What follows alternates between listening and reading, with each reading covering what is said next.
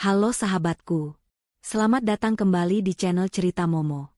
Pernah nggak sih kalian merasa diremehkan oleh keluarga sendiri, cuma karena penampilan sederhana dan belum punya rumah mewah? Sakit banget ya rasanya kalau kerja keras dan pengorbanan kita nggak dihargai, apalagi sama mertua sendiri. Nah, kisah kali ini bakal bikin hati kalian teriris tapi juga hangat di akhir ceritanya. Tentang suami yang diam-diam berkorban, tapi malah dihina pengangguran. Tapi sebelum kita masuk ke ceritanya, yuk kita absen dulu biar makin akrab. Jangan lupa tekan tombol like dan subscribe-nya ya. Terus, coba tulis di kolom komentar, nama kalian, asal kota, dan ketik kata, hadir. Aku pengen tahu nih, sahabat cerita Momo paling jauh dari mana aja? Sudah? Oke, kalau sudah siap tisu, mari kita mulai ceritanya. Suara denting sendok dan garpu beradu dengan piring keramik memenuhi ruang makan rumah ibu yang cukup luas. Aroma opor ayam dan sambal goreng hati kesukaan keluarga menguar di udara, seharusnya menciptakan suasana hangat di acara arisan keluarga bulanan ini. Namun, bagiku, udara di ruangan ini terasa begitu sesak, seolah oksigen perlahan menipis setiap kali tatapan mata keluarga besarku jatuh ke arah suamiku, Ruben. Ruben duduk di sampingku dengan tenang. Ia mengenakan kemeja batik yang warnanya sudah sedikit memudar, kemeja yang sama yang ia pakai saat lebaran 2 tahun lalu. Di piringnya, ia hanya mengambil sedikit nasi dan lauk seadanya, segan untuk menambah meski aku tahu ia belum makan siang. Berbeda jauh dengan Mas Bayu, kakak tertuaku, yang duduk di ujung meja dengan jam tangan emas berkilauan melingkar di pergelangan tangannya, sibuk menceritakan proyek barunya dengan suara lantang. Jadi, bulan depan aku bakal ganti mobil lagi, ucap Mas Bayu sambil tertawa bangga, melirik ke arah istrinya yang tersenyum lebar. Mobil yang lama rasanya udah kurang nyaman buat perjalanan jauh. Mbak Rini, kakak keduaku, tak mau kalah. Ia langsung menimpali sambil membetulkan letak kalung berliannya. Wah, hebat kamu, Mas. Suamiku juga baru dapat bonus dari kantornya. Rencananya kami mau liburan ke Singapura akhir tahun ini. Sekalian ajak ibu jalan-jalan, kasihan ibu kalau di rumah terus. Ibu Siti, yang duduk di kursi utama, tersenyum sumringah mendengar celotehan anak-anaknya yang sukses. Wajah tuanya berbinar penuh kebanggaan. Alhamdulillah, ibu senang dengarnya. Kalian memang anak-anak yang bisa diandalkan. Nggak sia-sia ibu membesarkan kalian. Namun, senyum ibu perlahan memudar saat matanya beralih menatap kami. Tatapan itu berubah menjadi sorot mata yang dingin, sorot mata yang selalu membuat dadaku nyeri setiap kali melihatnya. Aku meremas tangan Ruben di bawah meja, mencoba memberinya kekuatan, meski aku tahu suamiku punya hati seluas samudra. Ruben, panggil ibu tiba-tiba, membuat suasana di meja makan mendadak hening. Mas Bayu dan Mbak Rini menghentikan kunyahannya, menoleh dengan tatapan meremehkan yang tak ditutup-tutupi. Ruben mengangkat wajahnya, tersenyum santun. Iya, Bu. Kamu dengarkan tadi Mas Bayu mau ganti mobil. Mbak Rini mau keluar negeri. Suara ibu terdengar tajam, menusuk telinga. Kamu ini kapan mau berubah? Tiap hari ibu lihat kamu di rumah terus. Pagi di rumah, siang di rumah, malam juga di rumah. Laki-laki itu kodratnya keluar cari nafkah, bukan nungguin rumah kayak satpam. Darahku mendesir panas naik ke ubun-ubun. Aku hendak membuka mulut untuk membela Ruben, tapi Ruben lebih dulu menjawab dengan nada yang sangat lembut. Saya kerja, Bu. Hanya saja kerjanya memang dari rumah. Kerja apa? Sela Mas Bayu sambil terkekeh sinis. Main game? Atau jaga lilin? Zaman sekarang mana ada kerjaan beneran yang cuma duduk diam di kamar seharian pakai celana pendek. Kalau nganggur yang aku aja nganggur. Ben, nggak usah gengsi. Gelak tawa pecah di meja makan itu. Mbak Rini bahkan sampai menutup mulutnya dengan serbet saking gelinya. Iya nih, Ruben. Kasihan Lupna. Dia kan dulu sarjana, masa suaminya nggak jelas kerjanya apa. Kapan kalian bisa mandiri? Kapan punya rumah sendiri? Masa mau numpang di kontrakan petak terus? Malu sama tetangga. Betul itu, sambung ibu dengan nada menuntut. Ibu tuh malu kalau ditanya teman-teman arisan ibu. Anak bungsumu suaminya kerja di mana, Bu Siti? Ibu bingung jawabnya. Mau jawab pengangguran, kok ya malu-maluin keluarga.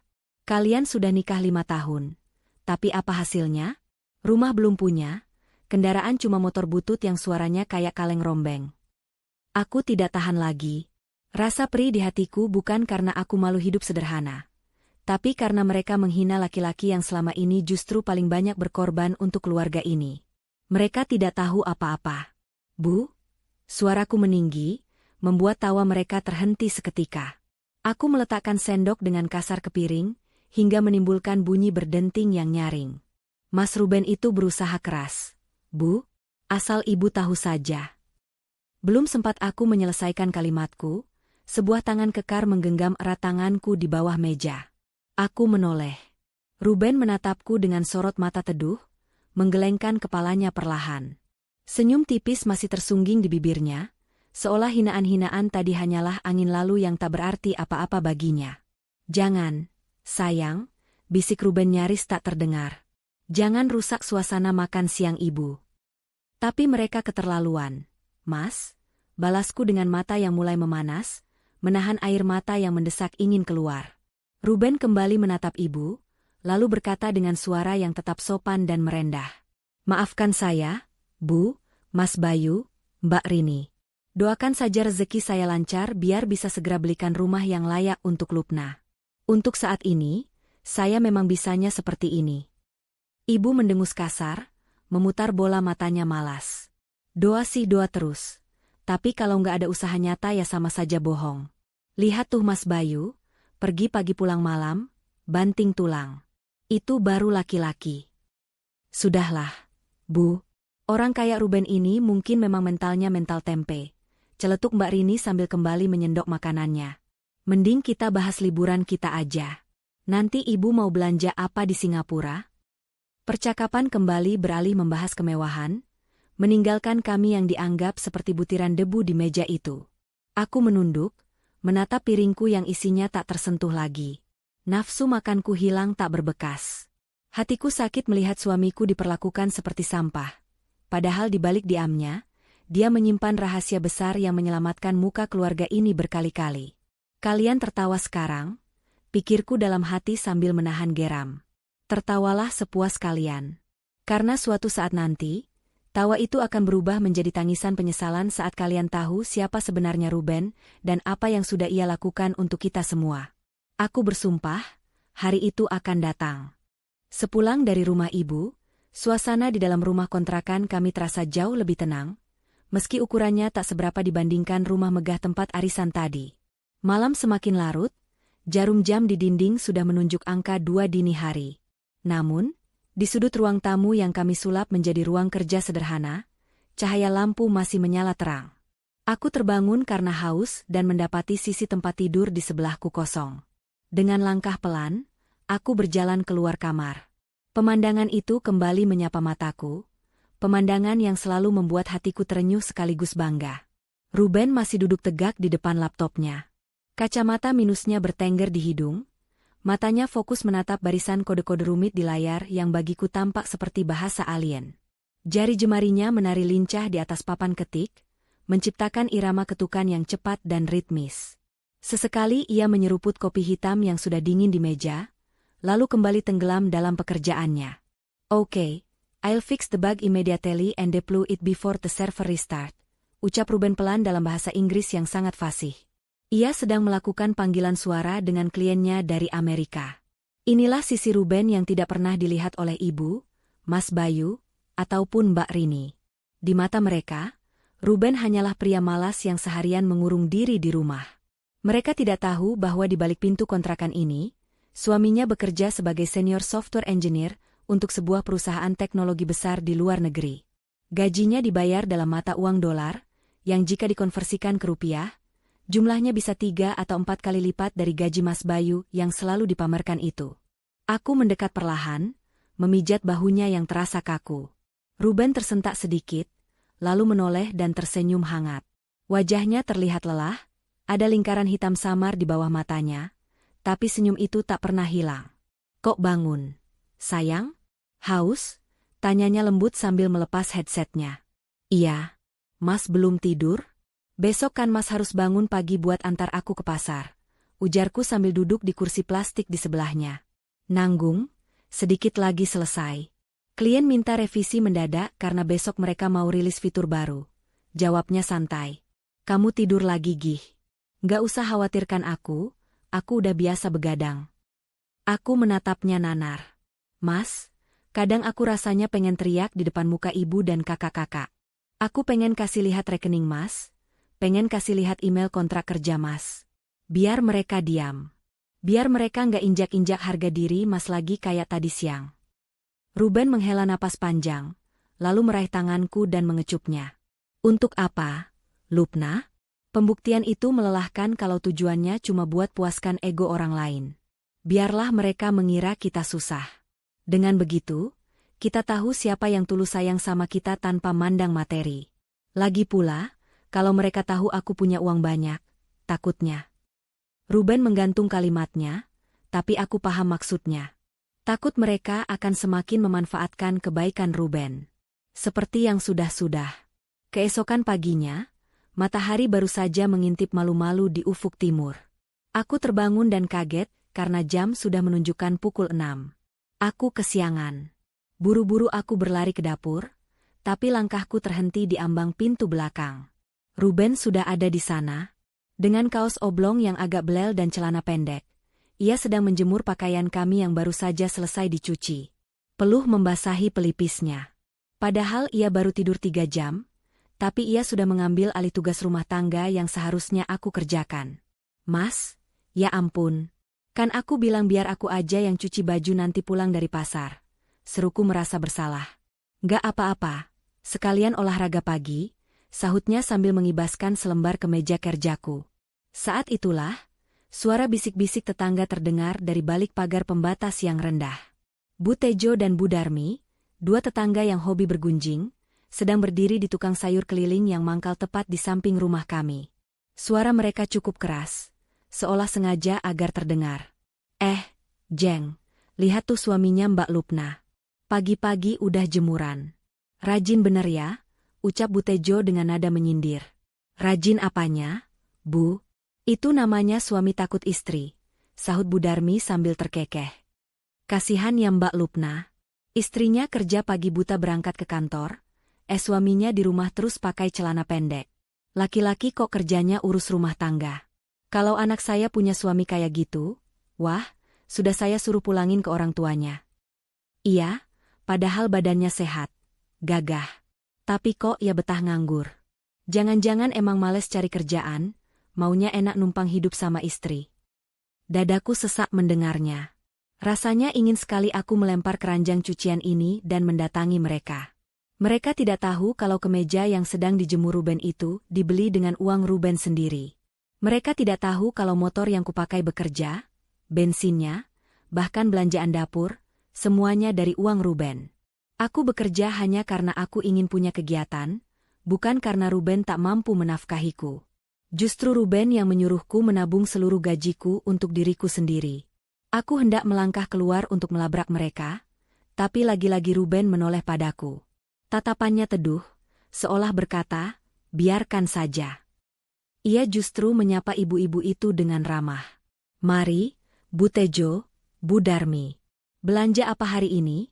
Sapa Ruben sambil tersenyum tulus, tanpa dendam sedikit pun. 2 ibu-ibu itu tampak salah tingkah, hanya mengangguk kaku lalu buru-buru pergi, karena malu kepergok sedang membicarakan orangnya langsung.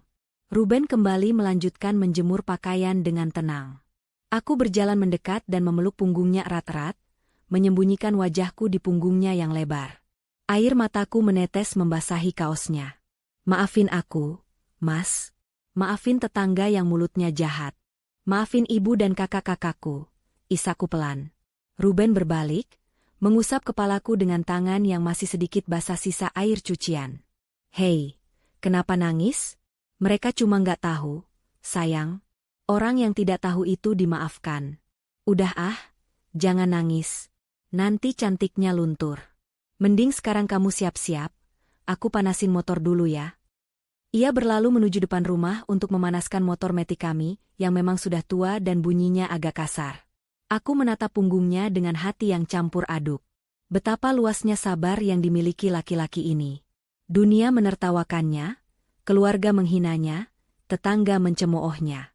Tapi dia tetap berdiri tegak, menjadi payung yang melindungiku dari hujan, tanpa pernah meminta pujian. Namun, dalam hati kecilku, aku bertanya-tanya. Sampai kapan Mas Ruben akan bertahan? Sampai kapan ia akan membiarkan dirinya diinjak-injak? Aku takut, sungguh takut. Jika suatu hari nanti kesabarannya habis dan ia memilih pergi meninggalkanku dan keluarga yang tak tahu diuntung ini. Karena jika itu terjadi, akulah orang yang paling hancur di dunia ini. Suara deru mesin mobil yang halus namun bertenaga memecah keheningan sore di halaman rumah ibu.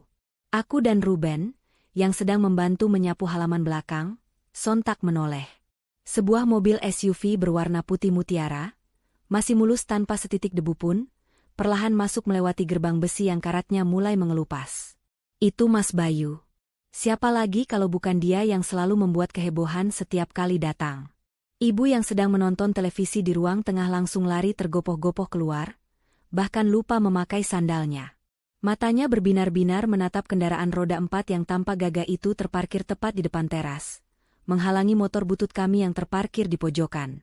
Masya Allah, ini mobil barumu, Mas? Seru ibu dengan suara melengking penuh kekaguman. Tangannya gemetar menyentuh kap mesin mobil itu, seolah sedang membelai keramik mahal yang mudah pecah.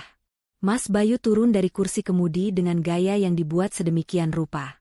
Ia mengenakan kacamata hitam meski matahari sudah condong ke barat, kemeja rapi yang dimasukkan, dan sepatu kulit mengkilap. Ia menutup pintu mobil dengan bunyi bum yang mantap. Iya dong, Bu. Jawab Mas Bayu sambil melepas kacamatanya dan menyisir rambutnya ke belakang dengan jari. Yang lama sudah ketinggalan zaman, fiturnya kurang canggih. Yang ini tarikannya lebih enteng, interiornya kulit asli, ada sunroofnya juga. Biar nanti kalau ibu mau ikut jalan-jalan, rasanya lebih lega. Aduh, bangganya ibu. Ibu menangkupkan kedua tangan di dada, matanya berkaca-kaca. Kamu itu memang benar-benar contoh sukses, Mas. Nggak sia-sia ibu sekolahin kamu tinggi-tinggi. Tetangga pasti pada iri lihat mobil semewah ini parkir di sini. Aku berdiri mematung di samping Ruben sambil memegang sapu lidi. Dadaku bergemuruh hebat, rasanya seperti ada api yang membakar ulu hati. Aku menoleh ke arah Ruben. Suamiku itu hanya berdiri diam. Wajahnya datar tanpa ekspresi, tapi aku tahu persis apa yang ada di kepalanya. Bagaimana tidak sakit hati? Baru 3 hari yang lalu, tepatnya malam Selasa, ponsel Ruben berdering pukul 11 malam. Itu telepon dari Mas Bayu. Aku mendengar percakapan itu karena Ruben sengaja menyalakan loudspeaker agar aku tahu. Suara Mas Bayu waktu itu tidak segagah sekarang. Suaranya memelas, penuh kepanikan, bahkan setengah menangis. Ben, tolong Mas, Ben. Mas butuh dana segar 50 juta malam ini juga. Kalau enggak, orang suruhan investor bakal datengin kantor Mas. Mas malu, Ben. Tolonglah, nanti Mas ganti bulan depan begitu proyek cair. Jangan bilang ibu ya, bisa jantungan ibu kalau tahu Mas ada masalah cash flow. Dan tanpa banyak tanya, tanpa menceramahinya, Ruben langsung mentransfer uang tabungan kami, uang yang seharusnya kami pakai untuk DP rumah impian kami tahun depan, ke rekening Mas Bayu. Ruben cuma bilang padaku, "Nggak apa-apa, sayang. Menjaga aib saudara itu pahala. Kasihan ibu kalau tahu anak kesayangannya terlilit hutang." Sekarang, lihatlah Mas Bayu. Uang 50 juta dari Ruben itu entah dipakai untuk menutup lubang hutang yang mana, tapi dia justru datang dengan mobil baru. Seolah-olah dia adalah raja uang. Padahal pondasi keuangannya keropos dan ditopang oleh adiknya yang ia sebut pengangguran. Ada Ruben juga? Mas Bayu seolah baru menyadari keberadaan kami, padahal kami sudah berdiri di sana sejak tadi. Ia berjalan mendekat sambil memutar-mutar kunci mobil di jarinya. Gimana, Ben? Keren gak mobil baruku? Makanya, kerja yang benar. Jangan cuma ngandelin gaji istri atau proyekan gak jelas. Kalau kamu kerja keras kayak aku, mungkin 10 tahun lagi kamu bisa beli bannya dulu. Ibu tertawa renyah, menganggap hinaan itu sebagai lelucon segar. Hus, Mas Bayu jangan gitu. Tapi ya memang bener sih, Ben. Lihat tuh kakak iparmu. Mobil gonta-ganti, rumah tingkat, istri dimanja. Kamu mbok ya jadikan Mas Bayu ini motivasi. Jangan malah minder terus ngumpet di ketiak istri. Tanganku mengepal erat pada gagang sapu, hingga buku-buku jariku memutih. Ini sudah keterlaluan. Mas Bayu tidak punya malu sedikitpun. Dia menggunakan uang suamiku untuk menyelamatkan mukanya, lalu menggunakan sisa gengsinya untuk menginjak kepala suamiku. Mas Bayu, suaraku bergetar menahan emosi. Hebat ya mobilnya. Ngomong-ngomong, uang yang Mas pinjam 3 hari lalu untuk keperluan mendesak, itu sudah beres masalahnya? Kok malah beli mobil? Wajah Mas Bayu yang tadinya cerah dan angkuh, seketika berubah pucat pasi. Matanya melotot ke arahku, memberi isyarat panik agar aku diam. Keringat dingin terlihat mulai muncul di dahinya. Ia melirik takut-takut ke arah ibu yang sedang sibuk mengelus spion mobil. "Apaan sih kamu, Lupna?" gagap Mas Bayu pelan, suaranya mendesis tajam. "Jangan ngawur kamu depan ibu." Ibu menoleh, mengerutkan kening. "Pinjam uang apa? Mas Bayu pinjam uang sama kalian? Jangan mimpi deh. Mas Bayu itu duitnya banyak. Ngapain pinjam sama Ruben yang pengangguran? Kamu kalau iri bilang aja, Lupna. Nggak usah ngarang cerita." "Tapi Bu, kenyataannya." "Sudah, sayang," potong Ruben dengan cepat tapi tegas. Ia melangkah maju, berdiri di antara aku dan Mas Bayu, memutus tatapan tajamku pada kakakku itu. Ruben menatap Mas Bayu lurus-lurus, sebuah tatapan yang tenang namun menghunus. Tatapan yang membuat Mas Bayu menunduk, tak berani membalas. "Mas Bayu cuma bercanda kok, Bu." "Lupna salah dengar," kata Ruben sambil tersenyum pada ibu. Lalu ia beralih pada Mas Bayu, menepuk bahu kakaknya itu dengan cukup keras. "Selamat ya, Mas, atas mobil barunya. Semoga berkah dan semoga lancar rezekinya biar semua urusannya cepat selesai. Mobilnya bagus, cocok buat orang sukses seperti Mas." Ada penekanan kuat pada kata sukses dan urusan. Mas Bayu menelan ludah dengan susah payah. Ia tahu Ruben sedang memegang kartu asnya. Ia tahu kalau Ruben mau, detik ini juga Ruben bisa membongkar bukti transfer itu dan menghancurkan citra anak sukses yang selama ini ia bangun di depan ibu. "Iya, makasih Ben," jawab Mas Bayu kaku, tak lagi berani menatap mata Ruben. "Ya udah Bu, aku mau masuk dulu, mau numpang kamar mandi." Perutku mulas. Mas Bayu buru-buru masuk ke dalam rumah, meninggalkan mobil mewahnya yang berkilau sepi di halaman. Hilang sudah kegagahannya yang tadi. Ibu menggeleng-gelengkan kepala melihatku. "Kamu ini, Lupna, punya suami tuh didukung biar kayak Mas Bayu, bukan malah nuduh-nuduh kakakmu yang enggak-enggak. Untung Ruben sabar, kalau enggak pasti malu kamu." Aku menarik napas panjang, mencoba meredakan detak jantung yang memburu. Ruben merangkul pundakku, mengajakku kembali menyapu. "Kenapa Mas cegah aku?" bisikku protes saat ibu sudah masuk menyusul Mas Bayu. "Dia itu benalu, Mas. Dia sombong pakai uang Mas. Biarkan dia menikmati panggung sandiwaranya." "Lupna," jawab Ruben lirih sambil memungut daun kering. "Kalau kita bongkar sekarang, ibu yang sakit. Ibu punya riwayat darah tinggi. Biarlah Mas Bayu terjebak dalam kebohongannya sendiri. Suatu saat, dia akan lelah. Dan saat itu terjadi, kita tetap di sini, menjadi jaring pengamannya. Bukan demi dia, tapi demi ibu." Aku menatap Ruben dengan pandangan kabur karena air mata. Betapa bodohnya kakakku, memamerkan kilau kaca pada seseorang yang memiliki berlian di dalam hatinya. Mas Bayu mungkin punya mobil baru yang mengkilap, tapi dia tidak punya ketenangan hidup seperti yang dimiliki Ruben.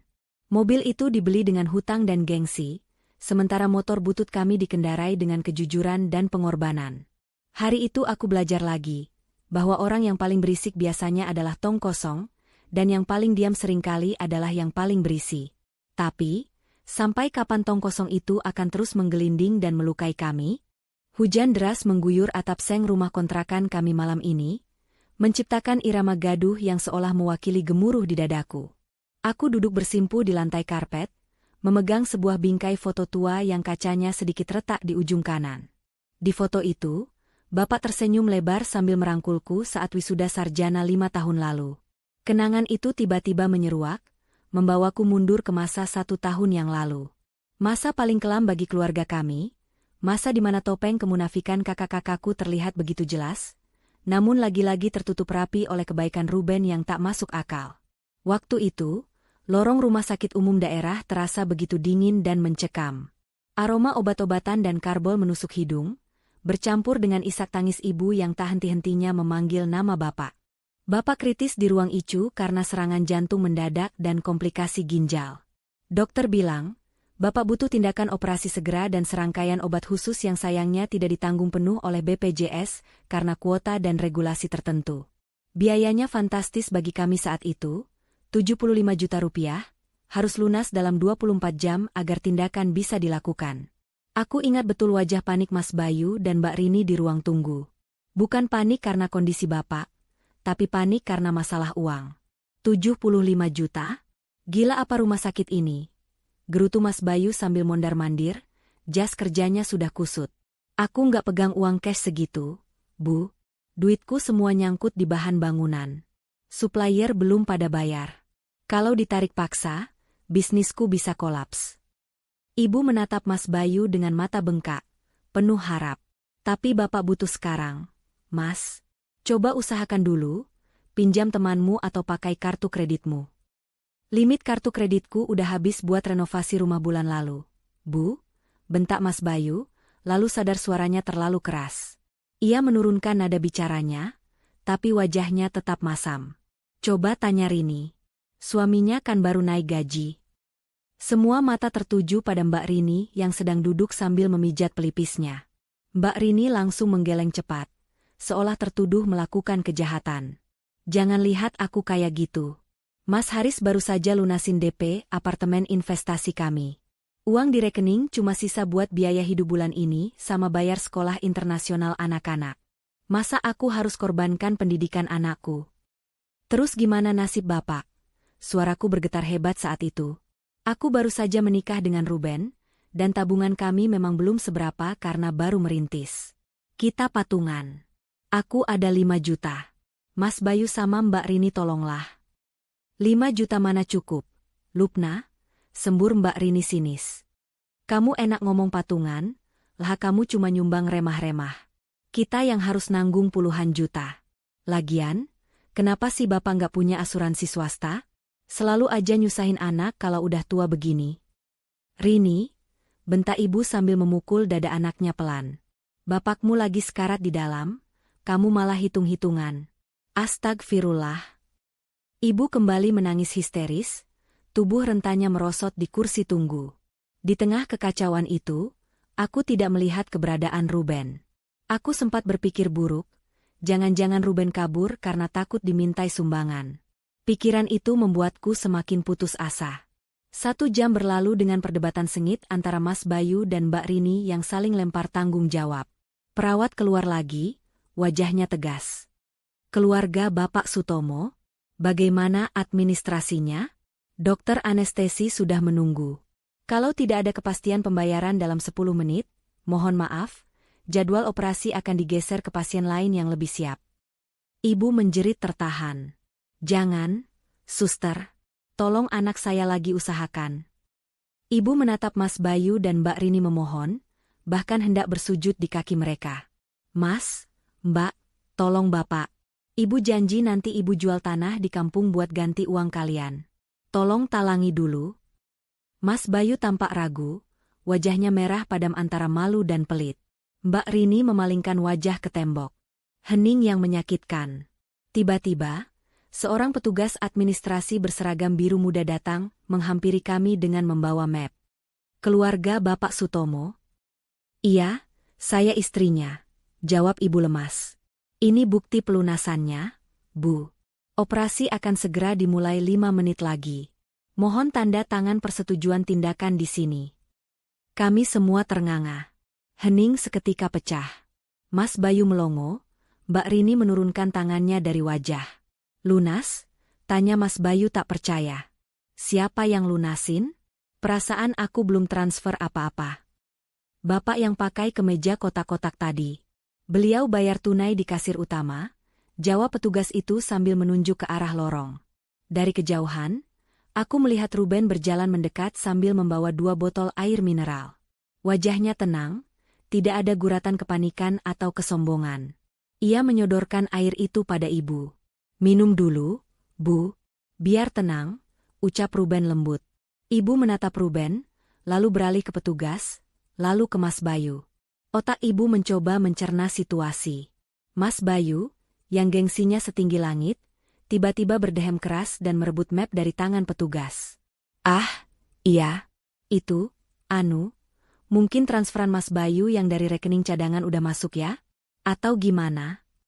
Mas Bayu mencoba mengklaim situasi, meski terlihat bingung sendiri. Aku menatap Ruben tajam, menuntut penjelasan. Ruben hanya menatapku dan mengedipkan mata sekilas, lalu memberi isyarat jari telunjuk di bibir. Isyarat untuk diam. Saat petugas itu pergi, ibu langsung memeluk Mas Bayu. "Alhamdulillah. Terima kasih ya, Mas. Ibu tahu kamu gak akan tega biarkan Bapak. Kamu memang anak berbakti." Mas Bayu tampak canggung, tapi ia tidak menolak pelukan itu. Ia justru melirik Ruben dengan tatapan menyelidik. "Bukan aku, Bu. Aneh, siapa yang bayar?" Saat itulah Ruben bersuara pelan, "Tadi saya cek laci lemari Bapak di rumah sebelum kesini, Bu. Ada buku tabungan lama Bapak. Ternyata isinya cukup. Saya cairkan darurat tadi dibantu kenalan bank." "Itu bohong.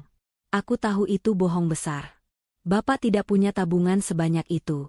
Tabungan Bapak sudah habis untuk biaya hidup sejak pensiun." "Oh, jadi uang Bapak sendiri." Mbak Rini langsung bernapas lega, wajahnya kembali cerah seketika. "Syukurlah. Kirain siapa. Ya bagus deh kalau Bapak punya simpanan, jadi nggak perlu ngeberatin anak-anak yang lagi banyak kebutuhan." Ibu percaya begitu saja.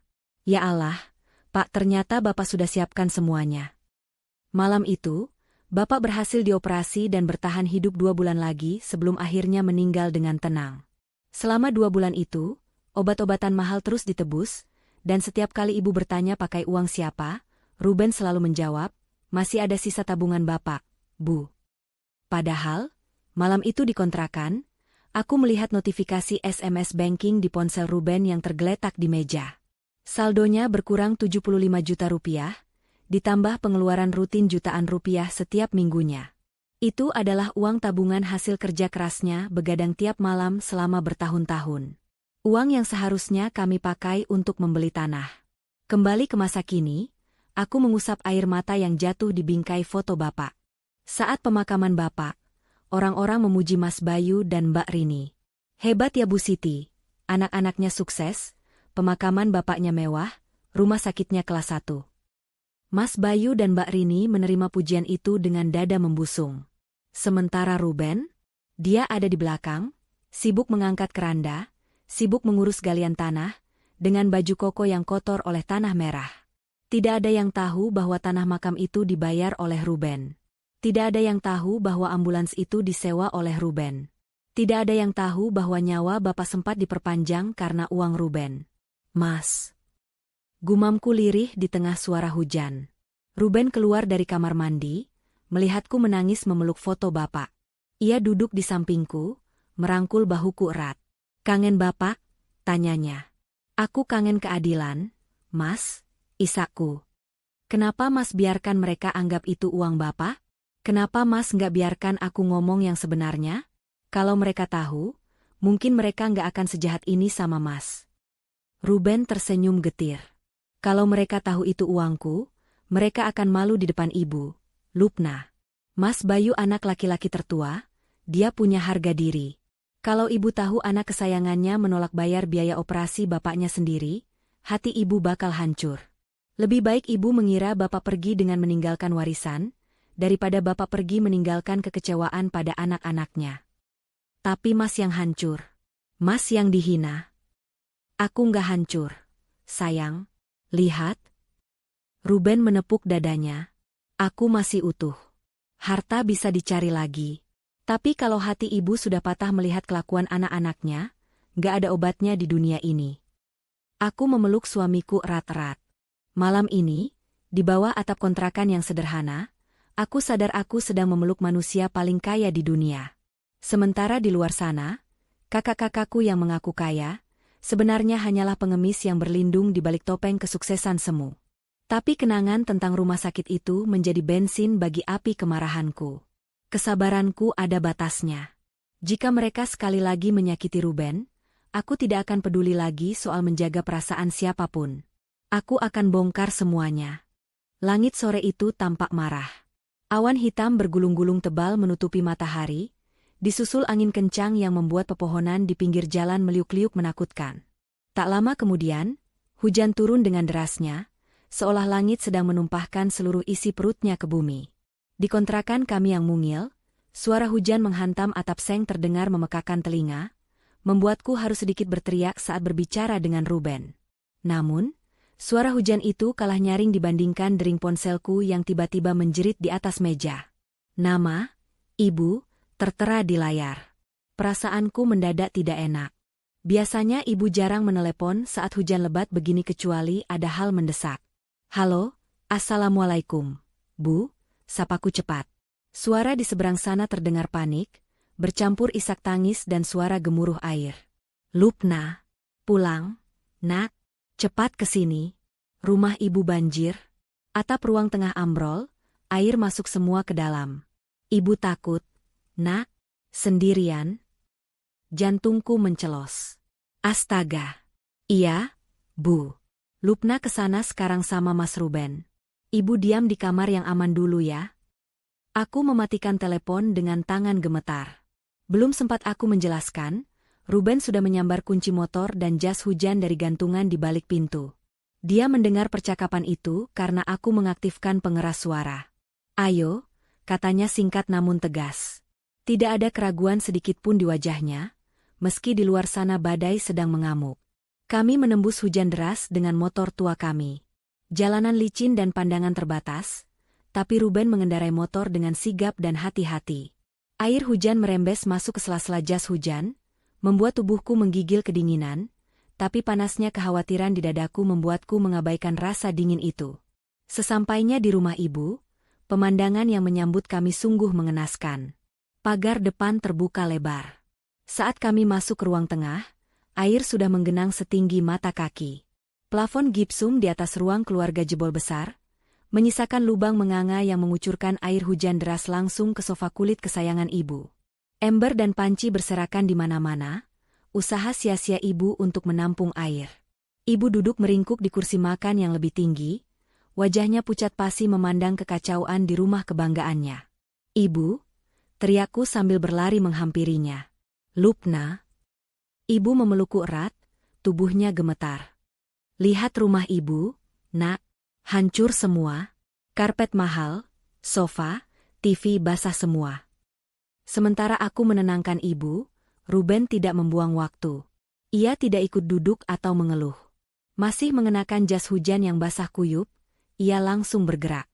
Ia mengangkat sofa yang berat itu sendirian, menggesernya ke area kering. Ia menggulung karpet yang sudah basah dan berat, lalu memindahkan barang-barang elektronik. Bu, Ruben bersuara di sela-sela napasnya yang memburu. Mas Bayu sama Mbak Rini sudah dikabari? Ibu mengangguk lemah sambil menyeka air mata. Sudah. Ibu telepon Mas Bayu pertama kali tadi. Terus mana mereka? Mas Bayu kan rumahnya cuma beda 2 blok dari sini, tanyaku geram. Ibu menunduk, meremas tangannya sendiri. Mas Bayu bilang dia nggak bisa keluar. Mobil barunya takut kejatuhan ranting pohon kalau dipaksa keluar badai begini. Katanya bahaya. Mbak Rini bilang dia lagi di mall sama anak-anak, terjebak hujan gak bisa pulang. Darahku mendidih. Mobil baru itu lebih berharga daripada keselamatan ibunya sendiri? Dan Mbak Rini? Mall? Di saat ibu ketakutan sendirian di rumah yang mau rubuh? Alasan macam apa itu? Makiku. Mereka punya mobil, Bu. Kita cuma naik motor hujan-hujanan, tapi kita sampai duluan. Sudah, Lupna. Jangan marahi ibu, potong Ruben datar. Ia mengeluarkan ponselnya yang ia bungkus plastik bening. Bu, atap ini kerusakannya parah. Kayu penyangganya sudah lapuk dimakan rayap. Kalau cuma ditambal, besok hujan lagi pasti jebol lagi. Harus ganti rangka baja ringan sekalian dan ganti genteng yang pecah. Berapa biayanya? Ben, tanya ibu cemas. Ibu lagi nggak pegang uang tunai banyak. Uang pensiunan Bapak bulan ini sudah habis buat bayar PBB. Nanti kita hitung. Yang penting sekarang ditangani dulu biar nggak makin parah, jawab Ruben. Tanpa menunggu persetujuan siapapun, Ruben menelepon seseorang. Halo, Pak Dedi? Saya Ruben. Iya, maaf ganggu hujan-hujan. Bisa bawa tim ke rumah mertua saya sekarang? Darurat. Atap jebol. Bawa terpal besar dulu buat penanganan sementara, besok pagi langsung kerjain rangka total. Iya, saya bayar double ongkos kerjanya kalau mau datang sekarang. Oke, saya tunggu. 1 jam kemudian, sebuah mobil pick-up datang menembus hujan. 3 orang tukang turun membawa peralatan dan terpal tebal. Ruben ikut naik ke atap di tengah hujan badai, membantu para tukang memasang terpal untuk menutupi lubang agar air tidak masuk lagi. Aku melihatnya dari jendela, sosok suamiku yang basah kuyup, bertaruh nyawa di atap licin itu demi rumah yang penghuninya bahkan tak pernah menghargainya. Ketika hujan reda dan malam semakin larut, atap sementara sudah terpasang rapi. Air di dalam rumah sudah kami kuras habis. Pak Dedi, mandor tukang itu, menghampiri Ruben di teras. Jadi besok pagi kami bawa material baja ringannya ya, Mas Ruben. Total estimasi sama ongkos kerja sekitar 25 juta. Karena Mas Ruben minta kualitas terbaik dan pengerjaan kilat 3 hari selesai. Aku melihat ibu terlonjak kaget mendengar angkanya. 25 juta? Mahal sekali. Ibu nggak ada uang segitu sekarang. Ruben tersenyum menenangkan. Ia merogoh saku celananya yang basah, mengeluarkan dompet, dan mengambil kartu debit. Namun, sebelum ia memberikannya pada Pak Dedi, ia menoleh ke arah ibu. Bu, tenang saja. Biar ini urusan kami. Ruben membawa Pak Dedi ke sudut teras yang agak jauh. Aku melihat Ruben menyerahkan kartu debitnya ke mesin edisi portabel yang dibawa Pak Dedi, karena Pak Dedi ini kontraktor langganan kantor Ruben yang sudah modern. Transaksi selesai. Ruben kembali dengan selembar struk di tangan. Saat Ruben masuk kembali ke ruang tengah, ibu menatapnya dengan pandangan bingung. Sudah beres. Ben, kamu bayar pakai apa? Jangan bilang kamu utang sama tukangnya. Sudah lunas, Bu, jawab Ruben singkat sambil mengeringkan rambutnya dengan handuk kecil. Ibu beralih menatapku, matanya berbinar haru. Ya ampun, Lupna, tabungan kamu pasti habis ya buat bayarin ini? Maafin ibu ya, Nak. Ibu janji nanti kalau tanah di kampung laku, ibu ganti uang kamu. Kamu memang anak berbakti, beda sama kakak-kakakmu yang banyak alasan. Aku ternganga. Bu, bukan uangku. SSTT, sudah, potong ibu cepat, lalu memelukku. Ibu tahu gaji kamu sebagai admin lumayan, tapi pasti beratkan keluar uang segini banyak sekaligus. Suamimu itu loh, embok ya disuruh cari kerjaan sampingan biar bisa bantu kamu. Jangan kamu terus yang jadi tulang punggung kalau ada masalah keluarga begini. Malu sama Pak Dedi tadi, masa istri yang nanggung biaya renovasi. Aku melepaskan pelukan ibu, menatapnya dengan rasa frustrasi yang memuncak. Bu, yang gesek kartu tadi itu Mas Ruben. Yang naik ke atap tadi Mas Ruben. Yang telepon tukang itu Mas Ruben. Uangku nggak cukup buat bayar segitu, Bu. Ibu tertawa kecil, seolah aku sedang melucu. Halah, kamu ini selalu saja belain suamimu. Paling itu kartu kamu yang dipegang Ruben, kan? Atau uang kamu yang kamu transfer ke rekening dia biar dia kelihatan punya harga diri di depan tukang. Ibu tahu trik istri solehah kayak kamu. Menutupi aib suami. Ibu kemudian menoleh ke Ruben yang sedang membereskan sisa gelas kopi tukang. Ben, kamu harusnya malu sama istrimu. Dia kerja keras, nabung, uangnya habis buat benerin rumah ibu. Kamu sebagai laki-laki harusnya terpacu. Jangan cuma bisa tenaga doang, tenaga kuli di pasar juga banyak. Ruben hanya tersenyum tipis, sangat tipis. Iya, Bu. Nanti saya ganti uang Lupna kalau saya sudah dapat rezeki lebih. Aku menatap Ruben tak percaya. Kenapa dia mengakuinya? Kenapa dia membiarkan ibu berpikir uang itu dariku? Malam itu, kami menginap di rumah ibu karena khawatir hujan turun lagi. Di kamar tamu yang sempit, aku memukul lengan Ruben pelan. Kenapa Mas bohong lagi? Itu uang Mas. Itu uang bonus proyek Mas bulan lalu, bisikku gemas. Ruben berbaring, menatap langit-langit kamar. Lupna, kalau ibu tahu aku punya 25 juta tunai di rekening dan bisa bayar semudah itu, ibu akan bertanya-tanya. Dari mana uangnya? Apa kerjaan Ruben sebenarnya? Dan kalau ibu tahu aku kaya, ibu akan merasa bersalah karena sudah menghina aku selama ini. Atau lebih buruk, Mas Bayu dan Mbak Rini akan semakin gencar memeras kita. Tapi aku nggak terima Mas dibilang kayak kuli. Ruben menoleh, menatapku dalam. Biarlah aku jadi kuli di mata ibu, asalkan rumah ibu teduh dan ibu bisa tidur nyenyak malam ini. Kuli bangunan inilah yang memastikan ibu nggak kehujanan, sementara direktur berdasi itu cuma bisa kirim doa dari balik selimut mewahnya. Kata-kata itu menohok hatiku. Ya, di luar sana Mas Bayu mungkin sedang tidur nyenyak di kasur empuknya, memeluk guling, tanpa peduli ibunya hampir mati ketakutan. Sementara suamiku, si pengangguran ini, baru saja membeli kenyamanan untuk ibu mertuanya dengan harga sebuah mobil bekas, tanpa meminta pujian sedikitpun. Tapi ada satu hal yang Ruben tidak tahu. Tadi, saat ibu memelukku, aku melihat struk pembayaran yang tertinggal di meja teras. Struk itu bukan struk biasa. Itu struk dari rekening prioritas dengan nama jelas, Ruben Adiwarna. Bukan namaku. Aku menyambar struk itu dan menyimpannya di saku celanaku. Ini bukti. Bukti fisik yang akan aku simpan bersama amplop coklat di laci meja kerja Ruben. Bukti yang akan menjadi bom waktu. Karena kesabaranku bukan samudra seperti Ruben, kesabaranku hanyalah gelas kaca yang kini sudah retak 1000. Tinggal menunggu satu sentilan kecil, dan semuanya akan pecah berantakan. Matahari hari Minggu bersinar terik, menembus celah ventilasi ruang kerja Ruben yang sempit. Debu-debu halus terlihat menari-nari dalam sorotan cahaya itu.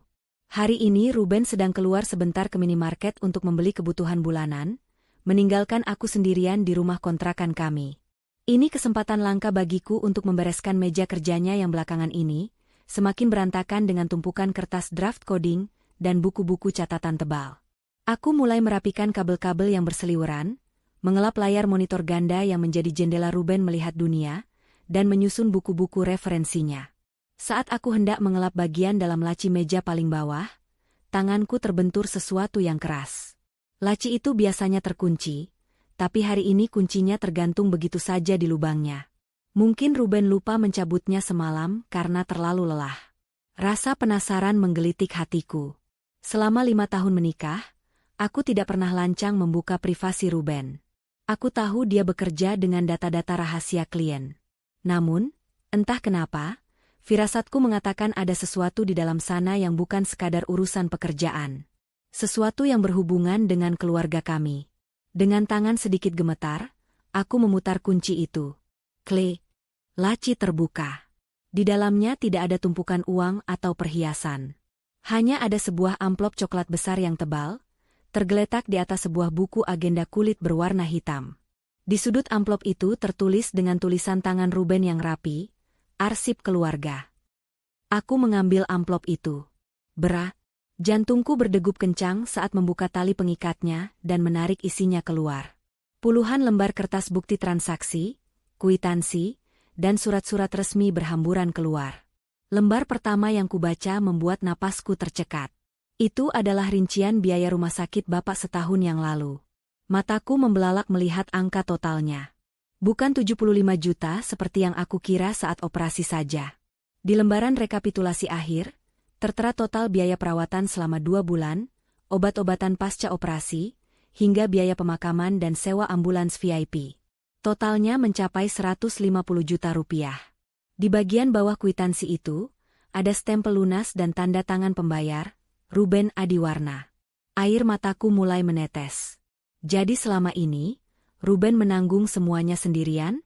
Bukan sisa tabungan Bapak? Kenapa dia tidak pernah bilang kalau uang yang dikeluarkan sebanyak itu? Tanganku beralih ke dokumen berikutnya. Sebuah surat perjanjian bermaterai dengan kop surat kepolisian. Tanggalnya 2 tahun yang lalu. Aku membacanya dengan seksama, dan seketika tubuhku lemas hingga aku harus berpegangan pada pinggiran meja. Surat perjanjian damai dan pencabutan laporan. Pihak pertama, pelapor Budi Santoso, korban penipuan investasi bodong. Pihak kedua, terlapor Bayu Pratama. Isi surat itu menyatakan bahwa Mas Bayu nyaris dipenjara karena kasus penipuan investasi bodong dan judi online. Mas Bayu menggelapkan uang rekan bisnisnya. Agar Mas Bayu tidak dijebloskan ke sel tahanan, pihak korban meminta ganti rugi penuh sebesar 80 juta rupiah dalam waktu 24 jam. Dan di sana, di kolom penjamin dan pihak yang melunasi, tertera nama suamiku lagi. Ruben Adiwarna. Aku menutup mulutku dengan tangan, menahan jeritan. Mas Bayu, kakakku yang selalu tampil necis dan sombong itu, ternyata seorang kriminal? Dan Ruben? Ruben yang selalu dihina Mas Bayu sebagai benalu dan pengangguran, justru adalah orang yang menyelamatkan Mas Bayu dari dinginnya lantai penjara? Ingatanku melayang ke kejadian 2 tahun lalu. Saat itu Mas Bayu tiba-tiba menghilang seminggu, katanya dinas luar kota. Ternyata dia sedang disekap masalah ini, dan Ruben diam-diam membereskannya tanpa memberitahu ibu atau aku demi menjaga nama baik Mas Bayu. Betapa tebalnya muka Mas Bayu. Dia berani menghina orang yang telah membelikan kebebasannya. Emosiku semakin tak terbendung saat membuka dokumen terakhir.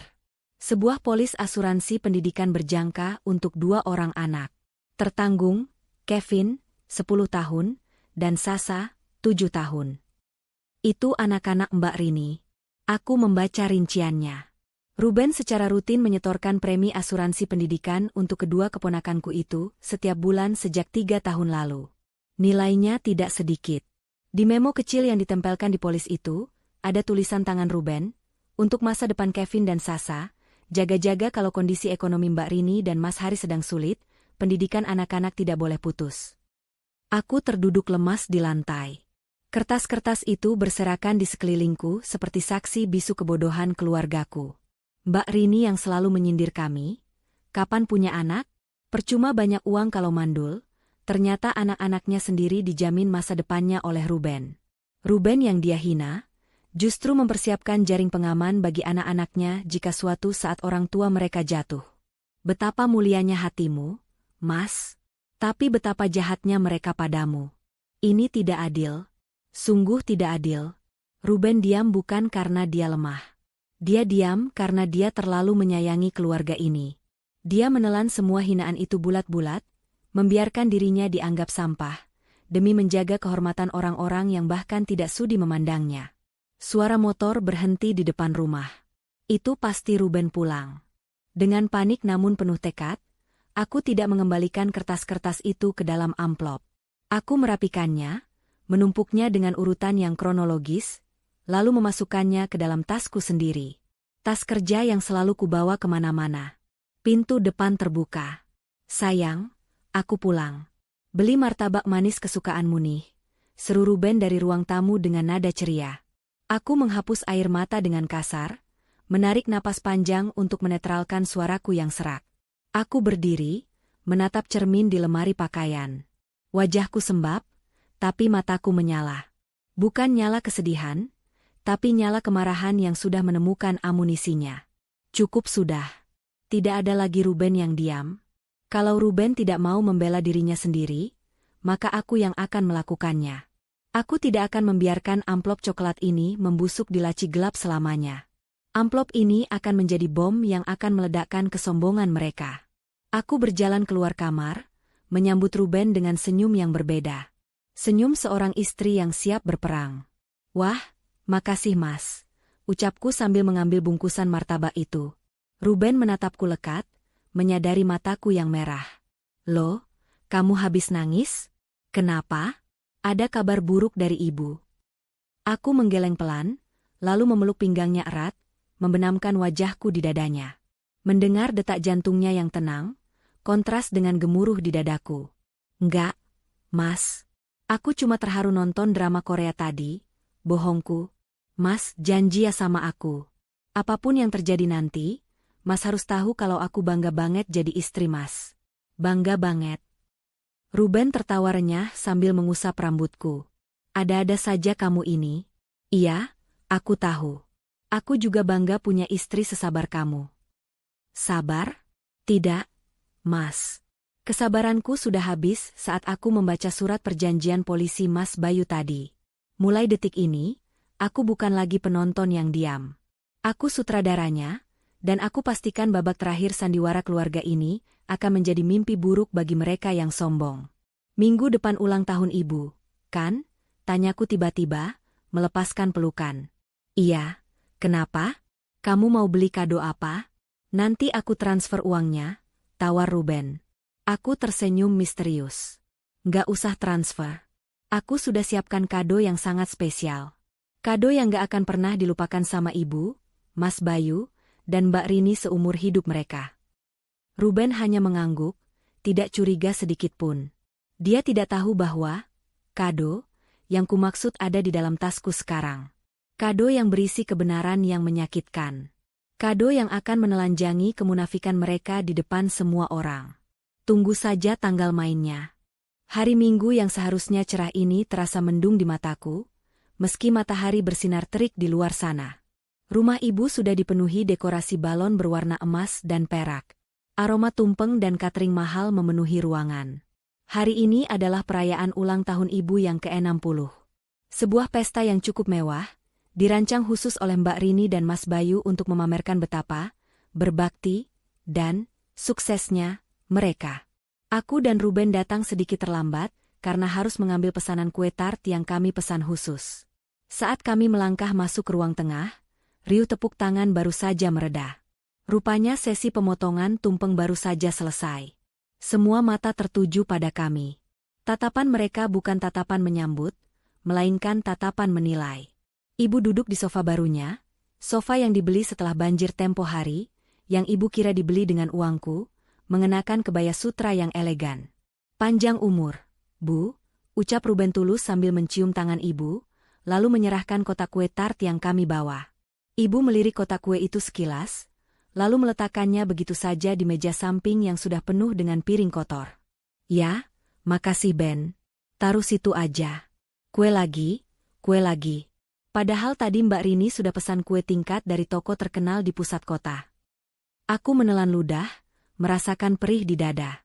Kue yang kami bawa itu bukan kue sembarangan. Itu kue rendah gula gluten-free yang kami pesan khusus karena ibu punya diabetes. Ruben mencarinya sampai ke ujung kota. Tapi bagi ibu, harganya pasti tak sebanding dengan gengsi kue tingkat dari Mbak Rini.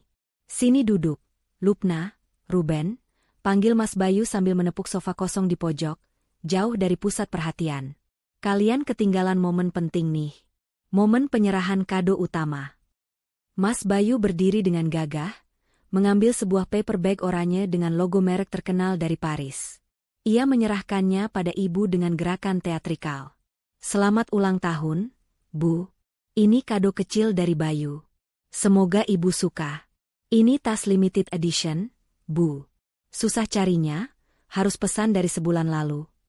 Ibu membuka tas itu dengan mata berbinar. Sebuah tas kulit mewah keluaran terbaru. Ibu langsung memeluknya seperti memeluk bayi. Masya Allah, Bayu, ini kan tas yang dipakai artis di sinetron itu? Mahal sekali pasti ini. Duh, ibu jadi sayang pakainya. Kamu memang anak kebanggaan ibu. Selalu tahu selera orang tua. Ah, biasa aja kok, Bu. Cuma 20 juta. Jawab Mas Bayu santai, sengaja mengeraskan suara agar seluruh tamu keluarga mendengar nominalnya. Aku meremas tas kerjaku yang kupangku. 20 juta? Uang yang dia pakai untuk beli tas itu pasti sisa uang, pinjaman, dari Ruben tempo hari. Betapa sakitnya melihat uang suamiku dipakai untuk membeli gengsi orang yang menghinanya. Giliran Mbak Rini maju. Ia mengeluarkan kotak bludru merah kecil. Kalau Rini nggak bisa kasih tas, Bu, tapi Rini kasih ini biar ibu makin bersinar. Ibu membukanya. Seuntai kalung emas dengan liontin berlian kecil berkilauan di sana. Ya ampun, Rini, cantik sekali. Ini emas murni. 24 karat, Bu, sahut Mbak Rini bangga sambil melirik sinis ke arahku. Investasi juga buat ibu. Daripada uang habis nggak jelas, mending dibeliin emas. Kan Rini sama Mas Haris pengen ibu tampil elegan pas arisan nanti. Ibu tersenyum lebar, memakai kalung itu dibantu Mbak Rini. Wajahnya berseri-seri penuh kemenangan. Lalu, tatapan ibu jatuh kembali pada Ruben yang duduk diam di sampingku. Senyum ibu sedikit menyusut. Nah, kalau anak-anak ibu yang sukses sudah kasih kado. Giliran mantu ibu yang satu ini. Mana kado kalian selain kue tadi? Masa cuma kue bolu buat ulang tahun ke-60? Ruben tersenyum canggung. Ia merogoh tasnya dan mengeluarkan sebuah kotak kado sederhana yang dibungkus kertas coklat rapi. Ini, Bu. Maaf kalau tidak semewah Mas Bayu atau Mbak Rini. Ini mukena sutra bordir, Bu. Bahannya adem, biar ibu nyaman kalau sholat tahajud. Hening sejenak. Ibu membuka bungkusan itu. Isinya memang mukena putih yang cantik dan halus. Tapi tentu saja harganya tidak sampai jutaan rupiah. Ibu mengangkat mukena itu dengan ujung jari, seolah memegang barang murah. Mukena? Tanya ibu dengan nada kecewa yang tak ditutupi. Ibu mukena di lemari sudah numpuk. Ben. Ada yang dari Mekah, ada yang dari Turki oleh-oleh Mas Bayu dulu. Tapi ya sudahlah, namanya juga kemampuanmu cuma segini. Ibu melempar mukena itu ke tumpukan kado lain dengan sembarangan. Hatiku mencelos melihat barang yang dipilih Ruben dengan penuh kasih sayang diperlakukan seperti kain lap. Bukan masalah harganya, Bu, celetuk Mas Bayu sambil menyalakan rokoknya, asapnya mengepul ke arah kami. Tapi masalah effortnya. Kalau niat, pasti diusahain kasih yang terbaik. Kalau cuma kasih mukena ratusan ribu, itu tandanya emang gak ada modal. Makanya Ben, kalau cari kerja itu yang jelas. Jangan cuma main laptop di kamar. Laki-laki itu dinilai dari apa yang bisa dia kasih ke orang tua dan istri. Betul kata Mas Bayu, timpal Mbak Rini sambil membetulkan letak kalung ibu. Lupna juga sih, kamu kok nggak dorong suamimu? Lihat tuh Mas Haris, biarpun capek kerja, tapi hasilnya nyata. Rumah tingkat, mobil ada, anak-anak sekolah internasional. Lah kalian? 5 tahun nikah, rumah masih ngontrak, kendaraan motor butut, sekarang kasih kado mertua aja pelitnya minta ampun. Darahku mulai mendidih. Napasku memburu cepat. Tanganku gemetar memegang tali tas kerjaku. Di dalam tas ini, ada bom waktu yang siap meledak. Ruben itu sudah berusaha. Bu, Mbak, Mas. Suaraku keluar agak tinggi, membuat beberapa sepupu yang sedang makan menoleh. Berusaha apa? Potong ibu tajam. Wajahnya yang tadi berseri kini berubah judes. Berusaha ngabisin nasi? Lupna, ibu kasih tahu ya. Ibu malu. Teman-teman ibu nanya, menantumu yang itu kerja apa? Ibu bingung jawabnya. Kamu lihat Mas Bayu, dia bisa belikan ibu tas mewah. Mbak Rini kasih emas. Ruben, kapan kamu bisa kasih ibu kunci rumah baru? Kapan kamu bisa bawa mobil sendiri ke sini? Kapan kamu bisa bikin ibu bangga? Hah? Semua orang terdiam.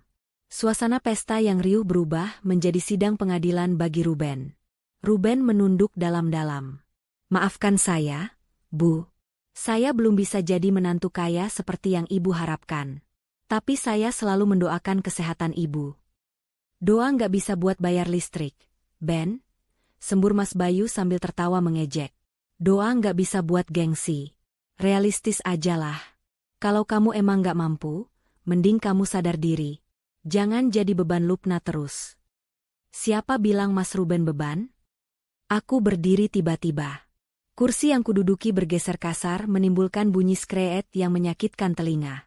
Ruben kaget, ia mencoba menarik tanganku. Lupna, duduk. Sudah, biarkan saja. Nggak bisa, Mas. Kali ini nggak bisa. Aku menepis tangan Ruben. Air mataku sudah menggenang di pelupuk mata, tapi bukan air mata sedih. Ini air mata kemarahan yang sudah sampai di ubun-ubun. Aku menatap ibu, Mas Bayu, dan Mbak Rini bergantian. Tatapan mereka meremehkan, seolah aku adalah anak kecil yang sedang tantrum. Kalian tanya kapan Mas Ruben kasih kunci rumah? Kalian tanya kemana uang Mas Ruben? Kalian hina dia pelit? Kalian hina dia pengangguran? Suaraku bergetar hebat, memenuhi ruangan yang hening itu. Asal ibu tahu, Mas Ruben punya uang lebih banyak daripada gabungan gaji Mas Bayu dan Mbak Rini. Halah, ngimpi, cibir Mbak Rini. Kebanyakan nonton drama kamu, Lup. Kalau kaya, mana buktinya? Mana? Kalian mau bukti? Tanganku merogoh ke dalam tas, menyentuh amplop coklat tebal yang sudah kusiapkan. Jantungku berpacu gila-gilaan. Baik, kalau kalian minta bukti, aku kasih bukti sekarang juga. Tapi jangan nyesel kalau setelah lihat bukti ini, kalian gak akan pernah bisa tidur nyenyak lagi karena rasa malu. Mas Bayu mengerutkan kening, terlihat sedikit was-was melihat keyakinanku. Tapi kesombongannya masih menutupi akal sehatnya. Mana? Palingan juga bon utang. Aku mengeluarkan amplop coklat itu dan membantingnya ke tengah meja kaca di hadapan ibu, tepat di samping tas mewah pemberian Mas Bayu. Bunyi plak yang keras membuat semua orang tersentak. Buka, Bu. Buka dan baca dengan keras. Tantangku dengan napas memburu. Biar semua orang di sini tahu, siapa sebenarnya pahlawan di keluarga ini, dan siapa yang cuma benalu berkedok orang sukses.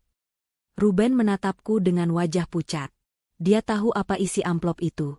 Dia menggeleng pelan, memohon lewat matanya agar aku berhenti. Tapi maaf, Mas. Kereta ini sudah berjalan, dan aku tidak punya rem lagi. Hari ini, kebenaran akan telanjang di depan mereka semua.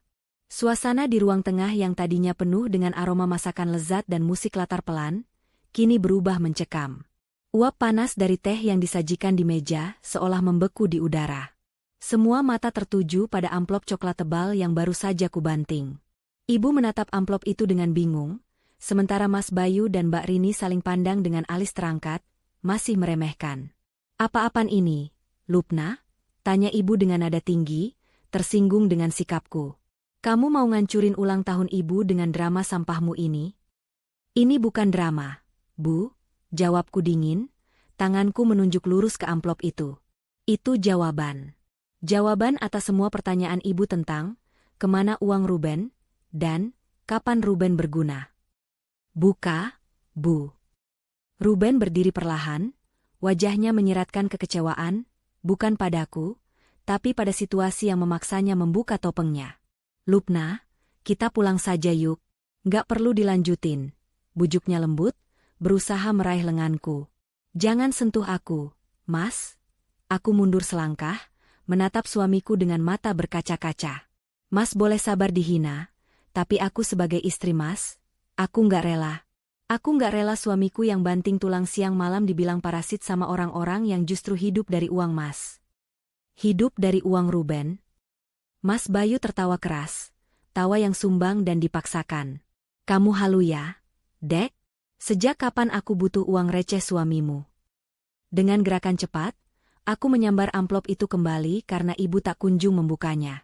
Aku merobek segelnya kasar, mengeluarkan isinya, dan menyebarkan lembaran-lembaran kertas itu di atas meja kaca, tepat di depan wajah mereka semua. Baca, teriakku.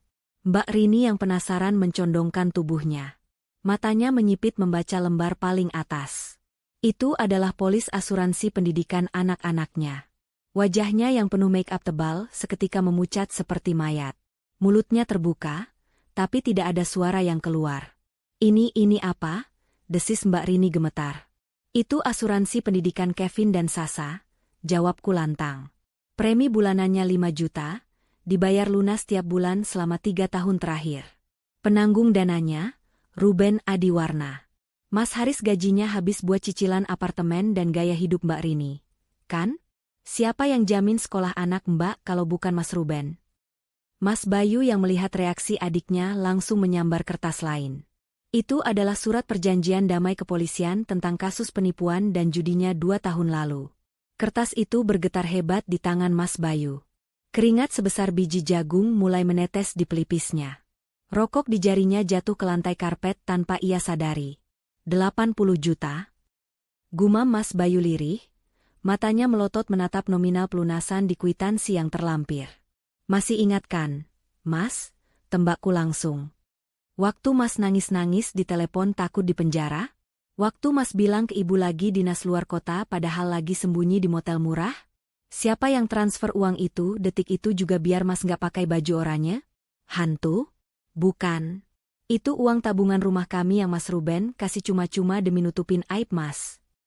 Ibu, yang sedari tadi diam karena syok, akhirnya memberanikan diri mengambil lembar kertas yang paling tebal.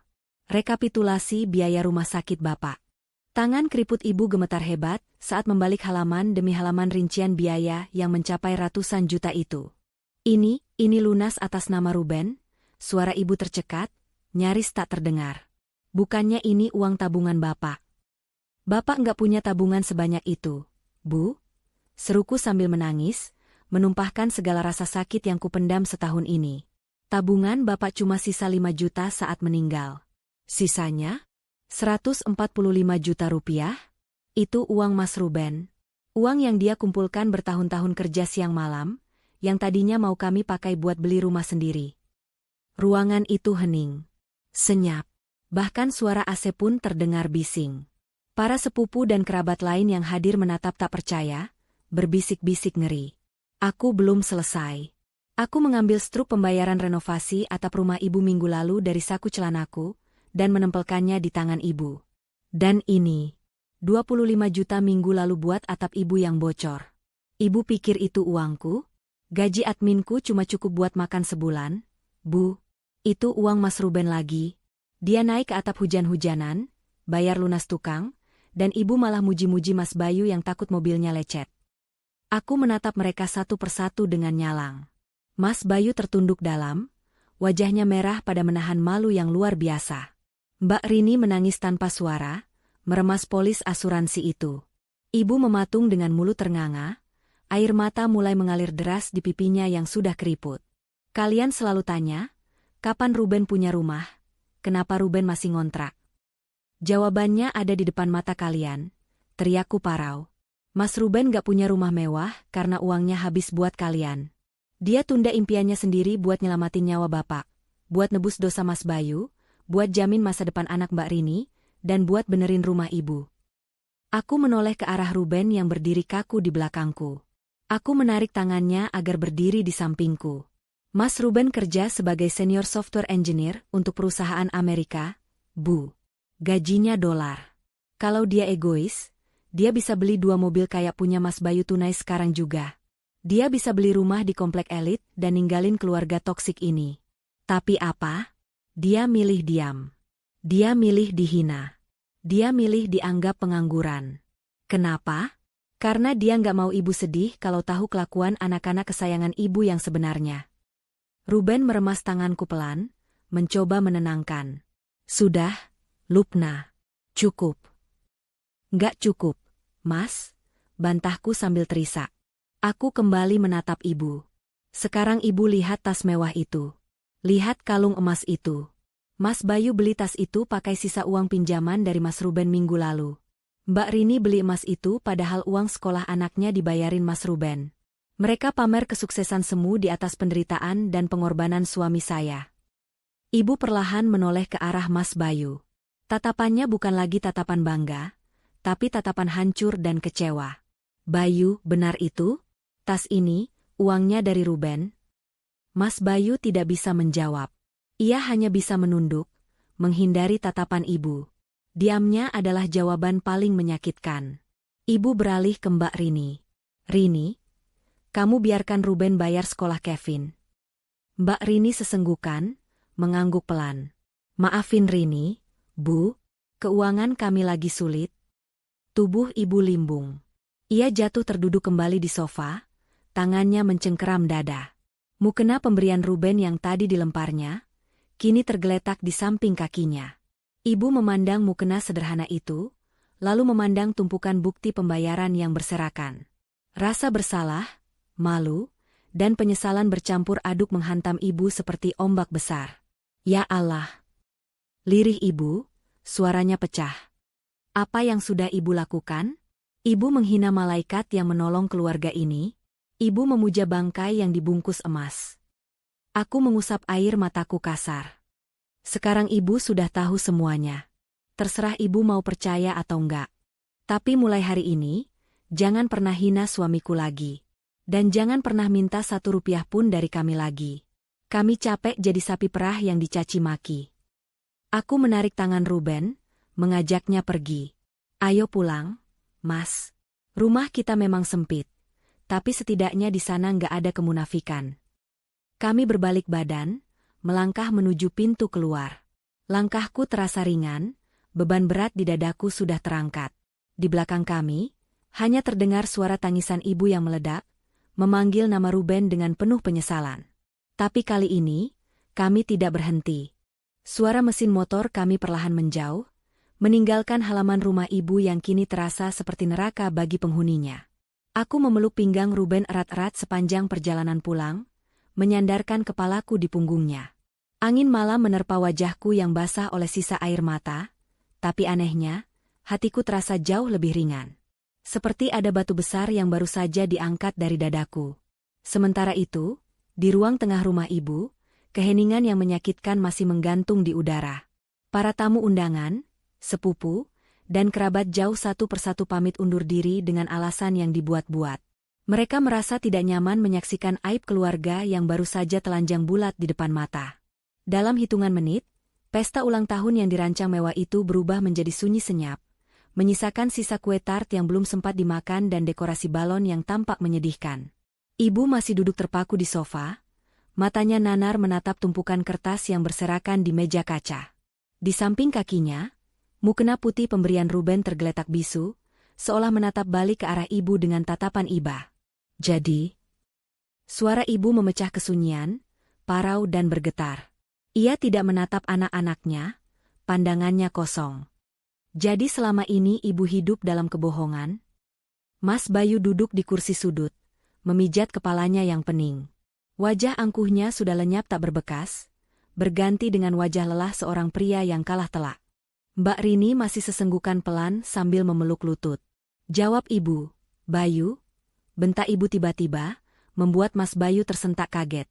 Ibu meraih tas mewah pemberian Mas Bayu dan melemparnya ke pangkuan anak laki-laki kesayangannya itu.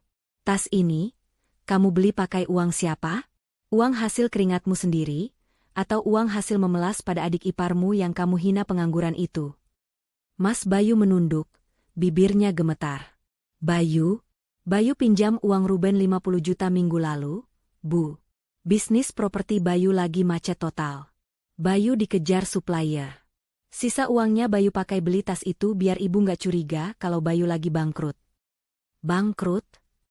Ibu tertawa getir, air matanya menetes lagi. Kamu bilang kamu sukses?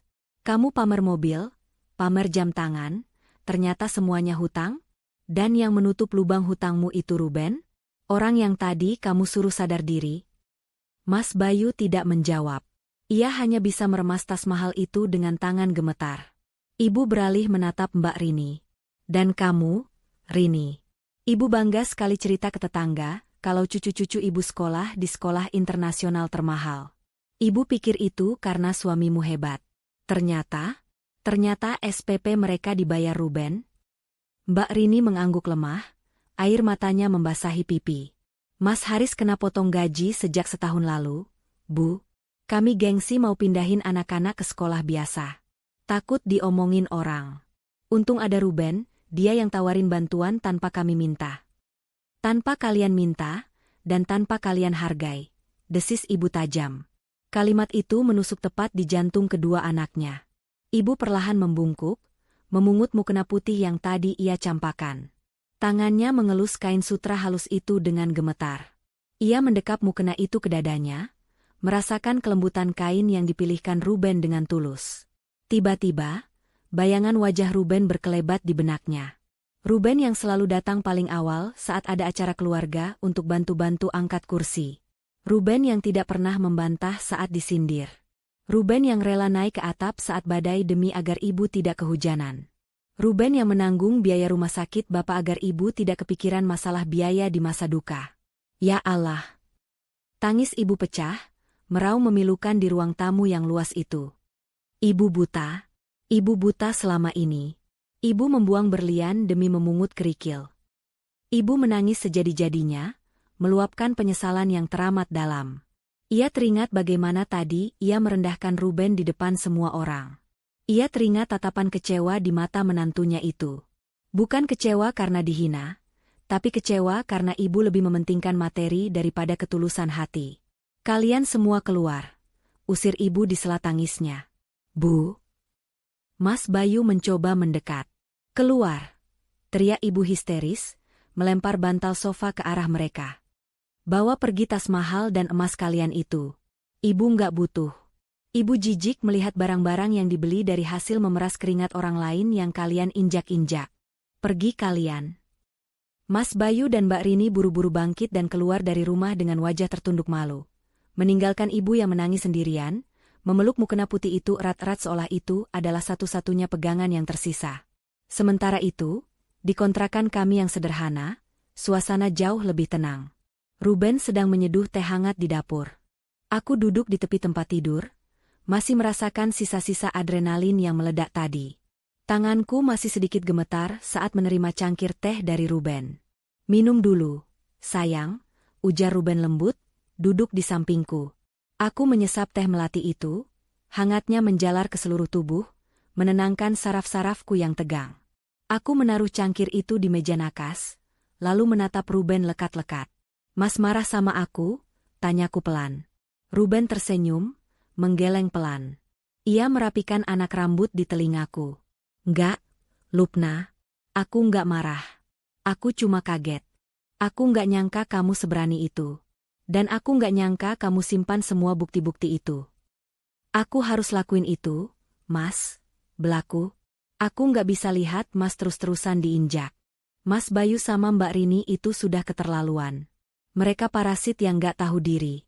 Kalau aku enggak bongkar hari ini, sampai kapanpun ibu enggak akan sadar. Ruben menghela napas panjang, tatapannya menerawang. Mungkin memang ini jalannya. Mungkin Tuhan bosan melihat sandiwara keluarga kita, jadi dia pinjam tanganmu buat buka tirainya. Tapi Mas, suaraku tercekat. Apa ibu bakal benci aku? Aku bentak ibu tadi. Aku permaluin anak-anak kesayangannya. Ruben meraih tanganku, menggenggamnya erat. Ibu mungkin kaget, syok, dan malu. Tapi ibu bukan orang jahat, Lupna. Ibu cuma korban dari standar sosial yang salah. Ibu termakan gengsi tetangga, termakan cerita sukses semu.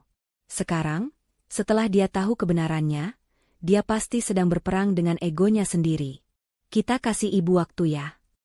Aku kasihan sama Mas Ruben, ujarku lirih, menyandarkan kepalaku di bahunya. Uang Mas habis buat mereka, tapi balasannya cuma hinaan. Uang bisa dicari lagi, Lupna. Proyek bulan depan juga cair lagi, jawab Ruben santai, tanpa beban. Tapi pelajaran hidup yang mereka dapat hari ini, harganya jauh lebih mahal daripada uang yang aku keluarkan. Semoga setelah ini, Mas Bayu bisa belajar hidup jujur sesuai kemampuan. Semoga Mbak Rini bisa lebih menghargai orang lain. Dan semoga ibu bisa melihat hati seseorang, bukan dompetnya. Aku memeluk suamiku erat. Malam ini, di rumah kontrakan yang sempit ini, aku merasa jauh lebih kaya daripada sebelumnya. Aku memiliki suami yang hatinya seluas samudra, yang memaafkan bahkan sebelum dimintai maaf. Tiba-tiba ponsel Ruben bergetar di atas meja. Sebuah pesan masuk. Ruben melirik layar ponselnya, lalu tersenyum tipis dan memperlihatkannya padaku. Pesan dari Mas Bayu, Ben maafin Mas. Mas malu. Mas ngaku salah. Terima kasih sudah nutupin aib Mas selama ini. Mas janji bakal balikin uang kamu secepatnya, berapapun lamanya. Tak lama kemudian, pesan lain masuk. Dari Mbak Rini, Lupna, Ruben maafin Mbak ya. Mbak hilaf. Mbak sadar Mbak jahat banget sama kalian. Tolong jangan benci Mbak. Aku menatap Ruben dengan mata berkaca-kaca. Mereka minta maaf. Mas? Iya, jawab Ruben singkat. Manusia itu tempatnya salah. Lupna. Yang penting mereka mau berubah. Terus ibu? Tanyaku cemas. Belum ada kabar dari ibu. Ruben menatap keluar jendela yang gelap. Ibu butuh waktu lebih lama. Luka karena rasa malu di depan orang banyak itu perih. Tapi luka karena sadar telah menyanyiakan ketulusan itu jauh lebih dalam. Kita tunggu saja. Besok, atau lusa, pintu hati ibu pasti terbuka. Malam itu kami tidur dengan perasaan campur aduk. Lega karena kebenaran telah terungkap, namun juga cemas memikirkan kondisi ibu sendirian di rumah besarnya yang kini terasa kosong tanpa kebohongan-kebohongan manis yang selama ini menghiasinya. Aku berdoa dalam hati, semoga mukena pemberian Ruben itu bisa menjadi jembatan bagi hidayah untuk menyentuh hati ibu. 3 hari berlalu sejak kejadian di pesta ulang tahun itu. 3 hari yang terasa seperti setahun karena keheningan yang mencekam. Ibu tidak menghubungi kami sama sekali. Pesan WhatsAppku hanya centang biru tanpa balasan. Rasa cemas mulai menggerogoti hatiku. Apakah aku terlalu keras? Apakah ibu jatuh sakit karena syok? Pagi ini, langit terlihat cerah, kontras dengan perasaanku. Aku sedang menyiapkan sarapan nasi goreng sederhana, ketika terdengar ketukan pelan di pintu depan. Biar aku saja, ujar Ruben yang sedang menyeduh kopi. Ia berjalan menuju pintu. Aku mengecilkan api kompor dan mengintip dari balik tirai dapur. Jantungku serasa berhenti berdetak saat melihat siapa yang berdiri di ambang pintu. Itu ibu. Tapi bukan ibu yang biasa kulihat. Tidak ada kebaya sutra, tidak ada perhiasan emas yang bergelantungan di leher dan tangannya, dan tidak ada make-up tebal yang menutupi kerutan wajahnya. Ibu datang mengenakan gamis sederhana yang warnanya sudah agak pudar, wajahnya polos tanpa riasan, dan matanya terlihat sembab bengkak. Beliau bahkan tidak datang diantar mobil Mas Bayu, melainkan turun dari ojek pangkalan di depan gang.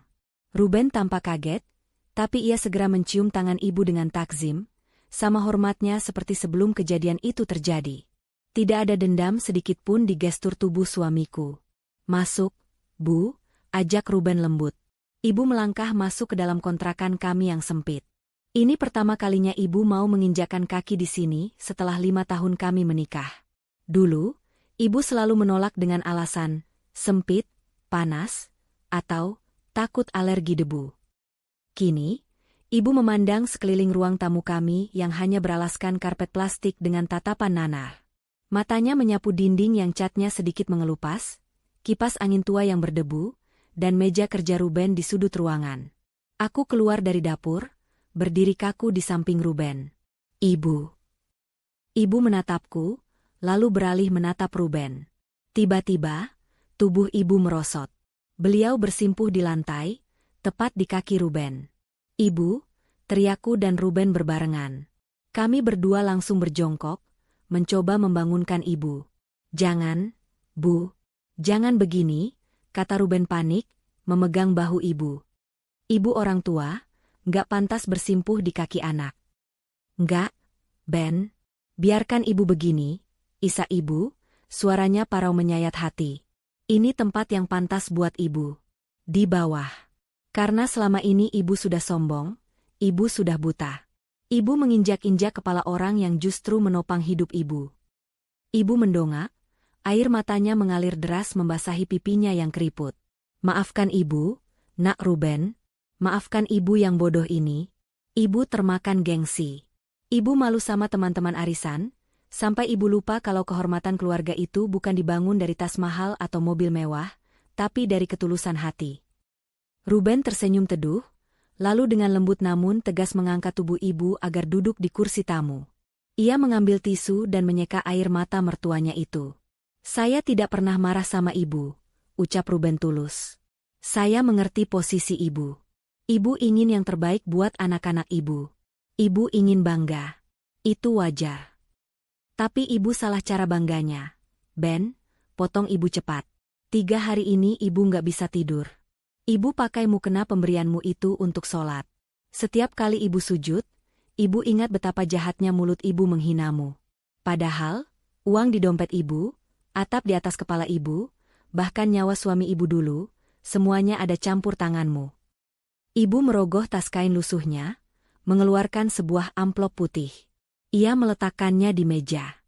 Ini sertifikat tanah di kampung. Ibu mau jual. Hasilnya buat ganti uang kamu yang dipakai Mas Bayu, Mbak Rini, dan biaya rumah sakit Bapak. Ruben menggeleng tegas. Ia mendorong kembali amplop itu ke arah ibu. Simpan saja, Bu. Itu tanah warisan leluhur, jangan dijual. Uang yang sudah saya keluarkan untuk keluarga, saya ikhlaskan lillahi ta'ala. Saya tidak pernah menganggapnya hutang. Mas Bayu kakak saya, Mbak Rini kakak saya, ibu adalah orang tua saya. Mana ada anak hitung-hitungan sama orang tua? Tangis ibu pecah lagi, kali ini lebih keras. Ia memeluk Ruben erat-erat, menenggelamkan wajahnya di dada menantunya yang sederhana itu. Ya Allah, terbuat dari apa hatimu? Nak? Kenapa kamu masih sebaik ini sama ibu? Aku yang melihat pemandangan itu tak kuasa menahan haru. Air mataku ikut tumpah. Inilah kemenangan yang sesungguhnya. Bukan saat aku membanting bukti-bukti di meja dan membuat mereka malu. Tapi saat melihat keangkuhan itu runtuh digantikan oleh kasih sayang yang tulus. Setelah tangis mereda, kami sarapan bersama. Nasi goreng buatan tanganku terasa lebih nikmat dari hidangan pesta manapun. Ibu makan dengan lahap, sesekali memuji masakanku, sesuatu yang jarang sekali beliau lakukan dulu. "Lupna, Ruben," kata ibu setelah selesai makan. "Ibu nggak akan lagi nuntut kalian beli rumah mewah. Ibu nggak akan nuntut cucu kalian sekolah di tempat mahal. Ibu cuma minta satu, sering-seringlah main ke rumah ibu. Rumah itu sepi kalau isinya cuma barang-barang mati. Ibu butuh kalian." "Pasti, Bu," jawabku sambil menggenggam tangan ibu. "Dan soal pekerjaanmu, Ben," lanjut ibu sambil menatap Ruben. "Terserah orang mau bilang kamu pengangguran atau apa. Ibu nggak peduli lagi. Di mata ibu sekarang, kamu adalah menantu paling sukses. Sukses menjadi manusia yang bermanfaat." Ruben tersenyum, kali ini senyumnya lepas, tanpa beban. "Terima kasih, Bu. Itu penghargaan tertinggi buat saya." Siangnya, saat mengantar ibu pulang ke depan gang untuk naik taksi, tetangga julid kami, Bu Tejo, kebetulan lewat. Ia berhenti dan menatap ibu yang berpenampilan sederhana dengan heran. "Loh, Bu Siti? Tumben main ke kontrakan? Kok nggak bawa mobil, Bu?" Terus itu matanya sembab. "Habis nangis ya lihat nasib anaknya yang ngontrak terus?" sindir Bu Tejo pedas. Dulu, ibu pasti akan marah atau berdalih malu. Tapi kali ini, ibu tersenyum lebar, merangkul bahu Ruben dengan bangga. "Iya, Bu Tejo. Saya habis nangis. Nangis bahagia karena bersyukur punya menantu seperti Ruben. Biarpun rumahnya ngontrak, tapi hatinya luas kayak istana. Harta itu titipan, Bu Tejo, bisa habis sekejap. Tapi punya anak soleh yang berbakti, itu kekayaan yang gak bakal habis sampai mati. Mari, Bu Tejo." Ibu masuk ke dalam taksi dengan langkah ringan, meninggalkan Bu Tejo yang melongo kebingungan. Aku dan Ruben berdiri di pinggir jalan, melambaikan tangan sampai taksi ibu hilang di tikungan. Matahari bersinar terik di atas kepala kami, tapi rasanya sejuk sekali. "Mas," panggilku. "HM. Terima kasih sudah bertahan. Terima kasih sudah nggak nyerah sama keluargaku." Ruben merangkul pundakku, mengajakku masuk kembali ke rumah kontrakan kami, istana kecil kami. "Keluargamu adalah keluargaku juga, Lupna." Rumah tangga itu bukan cuma menyatukan dua orang, tapi menyatukan dua keluarga besar dengan segala kekurangannya.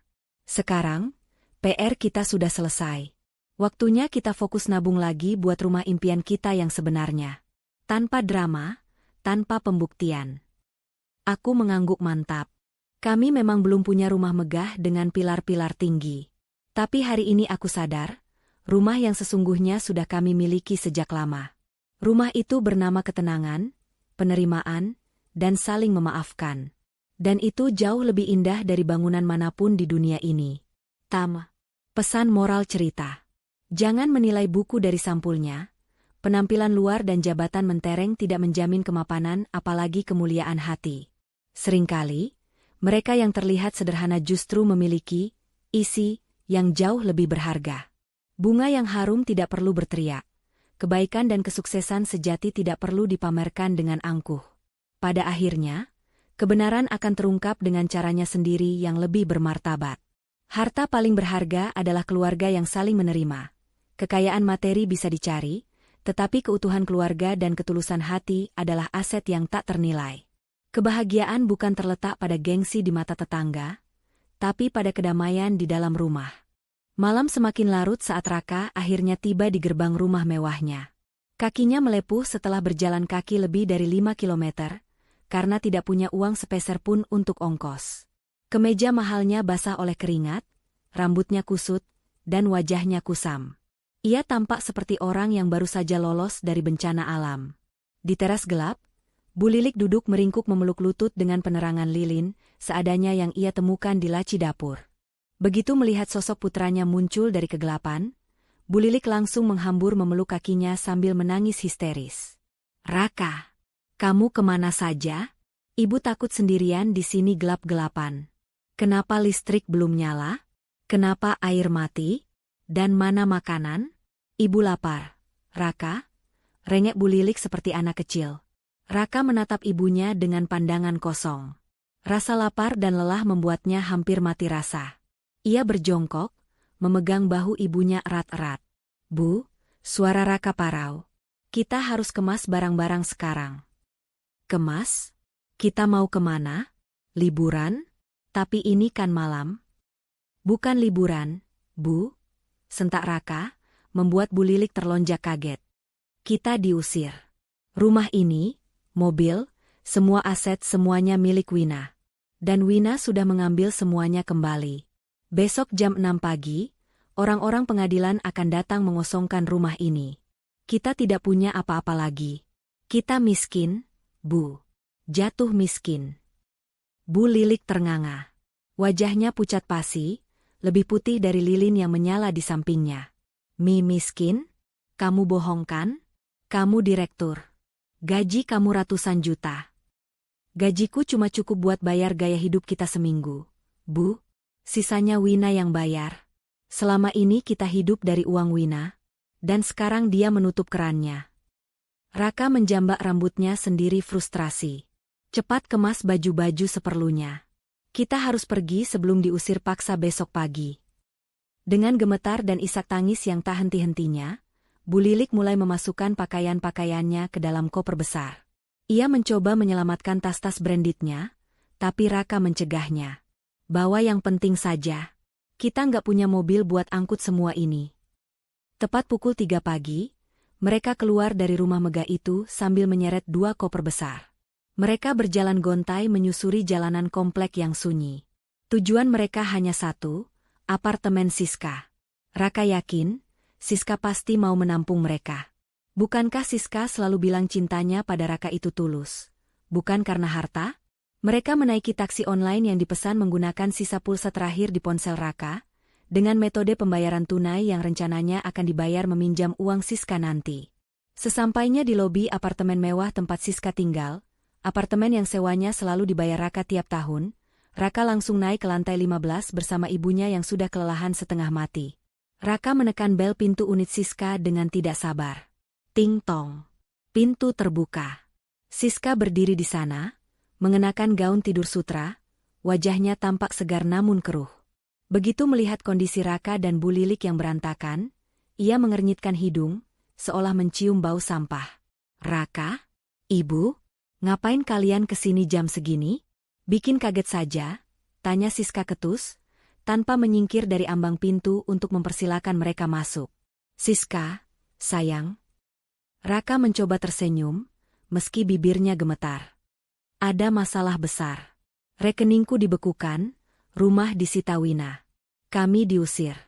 Tolong, izinkan kami menginap di sini dulu sementara waktu sampai aku bisa urus semuanya. Aku janji ini cuma sebentar.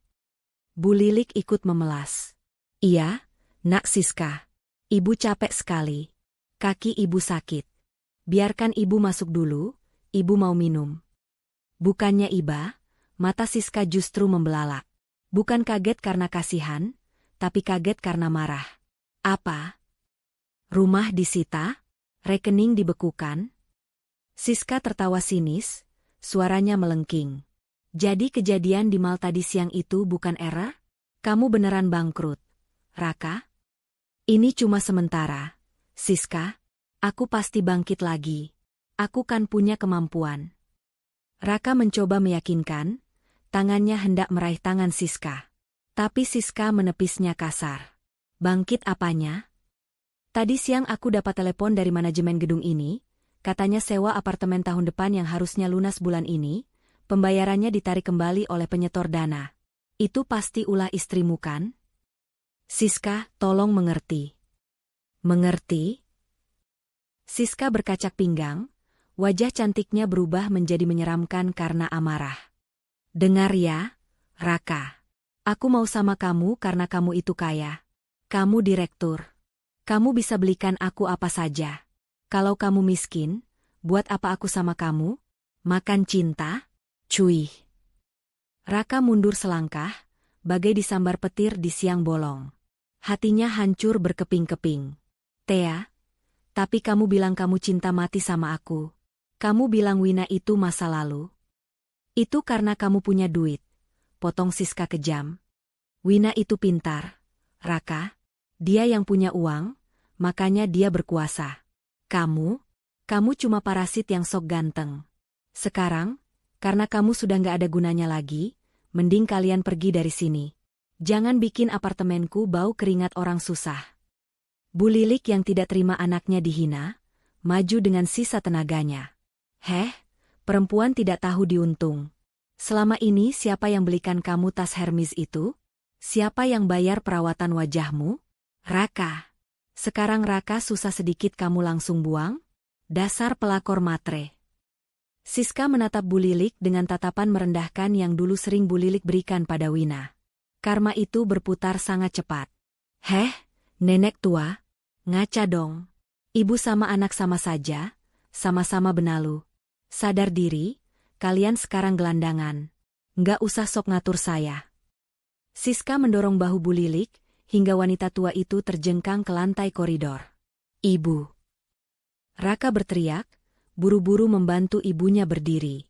Amarahnya memuncak. Ia menatap Siska dengan nyalang. Tegak kamu, Siska. Aku relakan istriku yang setia demi kamu, dan ini balasanmu. Salah sendiri bodoh. Siska meludah ke lantai, tepat di depan sepatu Raka yang sudah kotor. Itu pelajaran buat laki-laki yang gak tahu diri. Sudah dikasih berlian, malah milih batu kali. Sekarang nikmati hidupmu jadi batu kali. Siska masuk ke dalam apartemen, lalu membanting pintu keras-keras tepat di depan wajah mereka. Blam. Suara pintu tertutup itu menggema di lorong sepi, memutus satu-satunya harapan Raka.